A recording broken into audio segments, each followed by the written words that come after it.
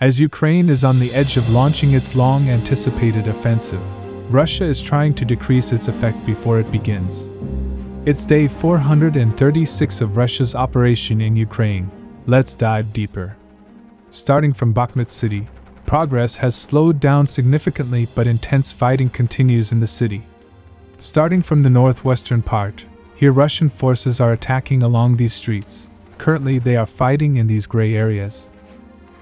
Many sources say that most of the area till Zaporizhzhia street is under Russian control, but we have not received any confirmation of the post office being captured, so we have to wait for confirmation.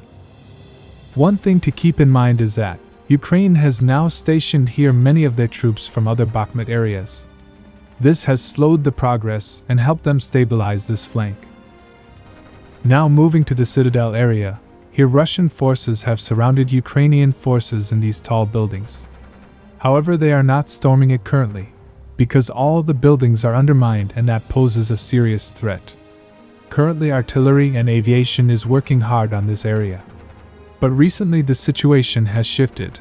After Ukrainian authorities lifted the restriction, Ukrainian armed forces have increased their use of artillery significantly. We will talk about the ammunition shortage faced by Wagner later in the video. Now moving to Vuhledar, yesterday Ukrainian forces launched a massive counterattack. As per report, they carried out this attack with all types of equipment. They first prepared the attack by hitting Russian positions with heavy artillery, and then launched 2 attacks on Avdiivka and Maryinka. Their plan was to take Russian forces in a ring.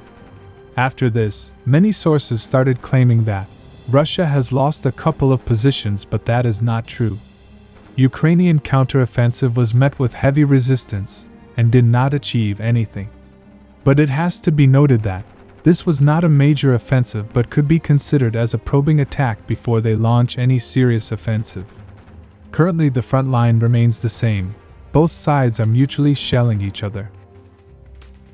Now moving to the southern front, Ukrainian armed forces have increased their artillery shelling along the entire line in the south. This is accompanied by several probing attacks and increased use of UAVs of all kinds. This all indicates that Ukrainian counteroffensive is very near. It is unknown what their main objective is, but many sources say that their plan is to advance towards the Sea of Azov and capture it, thus dividing Russian forces from the mainland. But Russian forces have been preparing for this offensive for many months now, and they have also deployed significant manpower.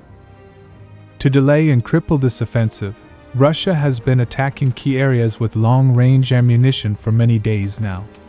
Some sources say that Russian drones flying freely in Kiev airspace indicates that Ukraine has transferred their air defense systems to the front for this offensive.